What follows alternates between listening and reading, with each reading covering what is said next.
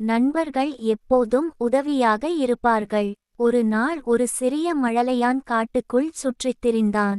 அப்போது அவன் ஒரு சிறிய குயிலுடன் நட்பு பாராட்டினான். குயில் அவனை தன் கூட்டிற்கு அழைத்துச் சென்றது. அதன் கூட்டத்தில் இன்னும் பல பறவைகள் இருந்தன. அவை எல்லாம் அந்த சிறுவனுடன் பேசின. இங்கு எதற்காக வந்தாய் என்று அவை கேட்டன. சிறுவன் சொன்னான், நான் இங்கே வந்தது விளையாடத்தான்.